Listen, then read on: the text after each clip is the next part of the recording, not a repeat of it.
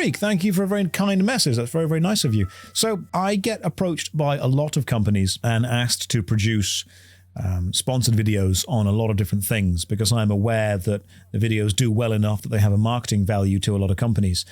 Over the last 6 months, I've actually turned down a lot of sponsored videos because they didn't give me the freedom that I would need for the video to be honest and genuine. Freak put a comment in the chat about enjoying the content that I put on YouTube. So I think it's very important for all of you to know that I am, of course, aware that whenever I make any kind of sponsored content, audience trust is a currency. You build it up by being honest and genuine, and you spend it by doing things the audience disagree with. In content creation terms, that can be accepting a sponsored contract. It can be accepting a 30 or 60-second sponsored ad. It can be trying to shill a product. It can be doing something that anyone is going to lose respect or lose faith in you for. It is unfortunately, it's a calculated decision to be able to do. You spend time building up audience trust, and then you spend it. You effectively cash out, if you will. That's when people say, oh, you sold out. You take the audience trust that you've got, and you sell it for a certain amount. I've had lots of companies offer me a lot of money recently to sell that trust and promote a product, and I have turned all but 2 of them down. And those 2 products I hope will be able to, I say products, I mean projects, I hope will be really good. I'm genuinely excited about those. Is it a currency and can we farm it? No. I mean, this conversation was not brought to you by Raid Shadow Legends. It was actually brought to you by GamerSupps, who I like working with. But no, as soon as those projects come out, they're going to be good. They are going to be good. All right? I am very selective. Very, very selective. Who and work with. Gambler says, I used your code for GamerSupps and don't regret it. That stuff is good. I'm not going to shill you crap. Like, I've tried a lot of the powdered drinks market, and GamerSupps were the only kind of flavor I went, that's pretty nice, too. That was what I kept. That's what I like it. What about the Albion Online that you reviewed? That's a good point. So when Albion Online approached me and said, hey, we would like to sponsor our own worst MMO ever episode, there were 2 things that were happening. One, I was literally in the middle of writing an Albion Online episode. And they said, okay, cool, we'll sponsor that. So I could have either taken the sponsor money and then put the video out anyway, or not taken the sponsor money and put the video out anyway. But I replied to them and said, hey, okay, cool, I'm actually in the middle of making your video right now. Do you want to sponsor that? And they said, yes. And I turned around and said to them, but there is a caveat. You can have absolutely no creative input to this video whatsoever. And if I criticize something that is genuinely a critical point within the game, you cannot tell me to take it out. Because I have made many videos and companies have asked to sponsor them and they've asked to see them before they go out, and I've showed them the video and they said, oh no, you've got to change this. And I said, no, I'm not changing it. Albion Online, to their credit, did not ask me to change anything. They said, we've seen your videos, we know your content, we trust that you will respect our product, and we know that the audience trust you.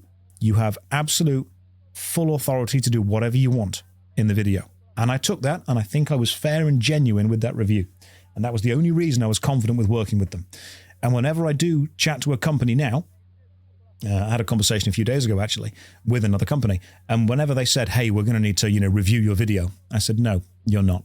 Because I've worked with companies who are confident enough in their product and confident enough in me that they don't need to do that. They understand what they're getting and they understand what I do.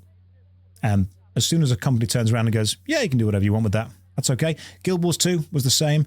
Jagex and RuneScape, they were the same as well. Albion Online, they were the same. And GamerSupps, they were fine. All those companies have enough confidence in they know there's flaws.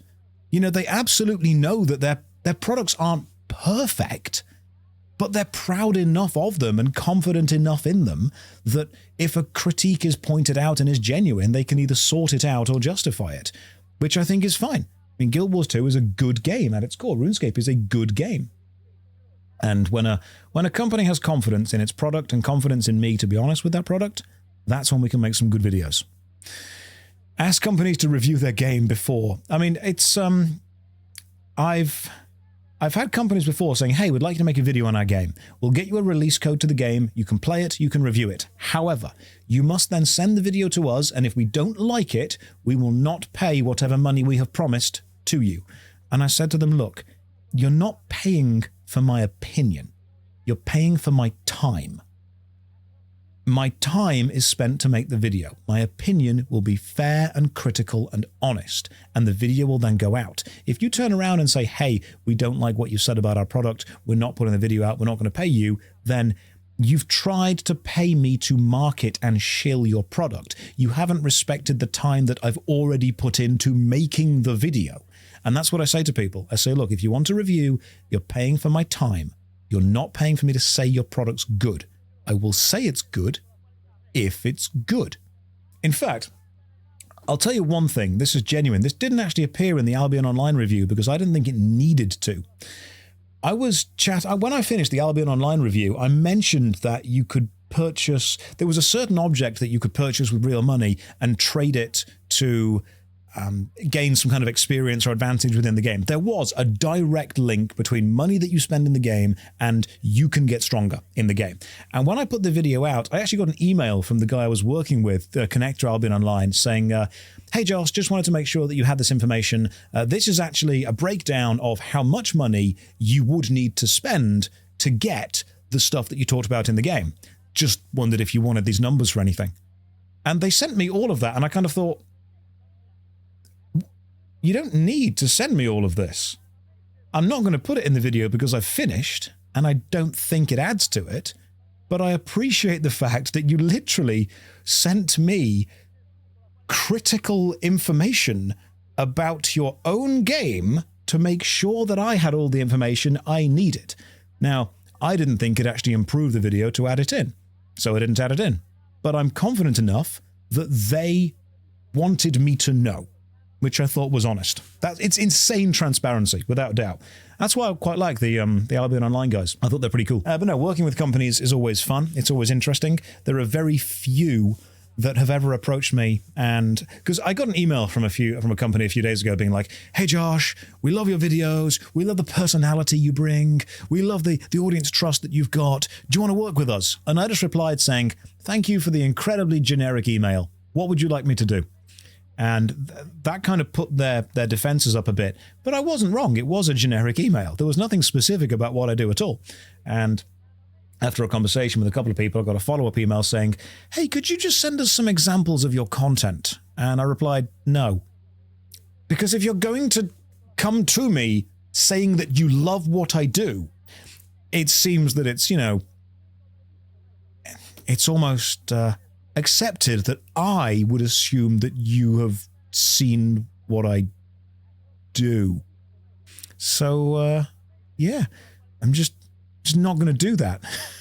There's an entire YouTube channel full of stuff, man. You can find time. Okay, cool. They did not do their homework. From a business point of view, the truth is that I'm leaving a lot of money on the table. But you can cash in audience trust and you can cash in short-term gains. However, you are sacrificing long-term success. We actually saw, and this is part of my RuneScape 3 review, RuneScape 3, the current live version of RuneScape, did this. When Treasure Hunter, or Squeal of Fortune, as it was called, released in RuneScape, I want to say back in 2009, maybe 2010, something like that.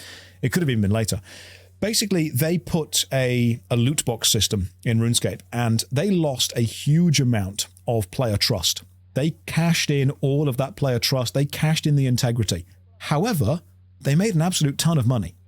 In that year, they made so much money. It was absolutely insane. However, that cost is money you are borrowing from the future. That's what you're doing. You're not making a lot of money in a sustainable way. You're making a lot of money in an unsustainable way because you're actually kind of cannibalizing your own player base to do it. The best way I can explain it is if you own a shop, at the end of the year, you will have the end of year reports. If you want to boost your end of year reports, you can sell everything within the shop. You can sell the fittings, you can sell the till, you can sell the carpet, you can sell the windows, and that will boost the money. The problem is, as soon as the next year starts, you realized that wasn't actually profit. You sold a vital piece of infrastructure that you now need to buy back. It wasn't a good idea in the long term. It was an excellent idea in the short term. I could cash in all of the audience trust and just ask for an absurd amount of money to go and shell a load of games for the next 6 months and then probably retire. But I can't morally get on board with doing that. I think that sucks. I'm going for the long-term thing. I love meeting people, and when people say, oh, I really like your videos, cool. I like making them. I think they have a level of integrity to them. It matters. What if we fire the staff? That works as well. That works as well. So no, for me, it's all about, if I put a video out, I'm proud of it. I think what I've said in it is true. If my opinion changes over the years, I will release another video where I explain why I'm wrong and how I've changed. And I've done that, I think 3 or 4 times, where I've put in a video out being, you know what, that was wrong, that was bad, I can do better. So yeah, that's pretty much it. I'm here for the long term. I don't want to be here cashing in for the short term. I didn't cash in on the crypto craze. I didn't cash in on the NFT craze. I didn't cash in on any of the other crazes. We don't need to. We're not going to. Long term, consistent. That's how we do this. It's like going to the gym a little bit every day. Hello, insert creator name. We think you would be a good fit. I've got emails genuinely before where they didn't populate any of the fields. They just randomly sent you to them. It was brilliant. It was so funny. It was so funny. What I like about when I have conversations with companies is just how long you can try and get someone to say generic things for. I like to do in-person meetings, or at least video meetings if I can. And I've had video meetings with some of the slimiest snake oil salesmen you can ever imagine, without a doubt. And they've been like, oh, Josh, they're always American for some reason. Like, oh, Josh, I'm a massive fan of your channel. I'm like, oh, cool, what videos do you like? I said, oh, all of them. You know, oh, why do you like them? Oh, the energy that you bring. Oh, you know, the connection that you've got, the truth. You speak your truth. Name one. Oh, there's too many. Name one of them. Name one video you've seen and that you liked.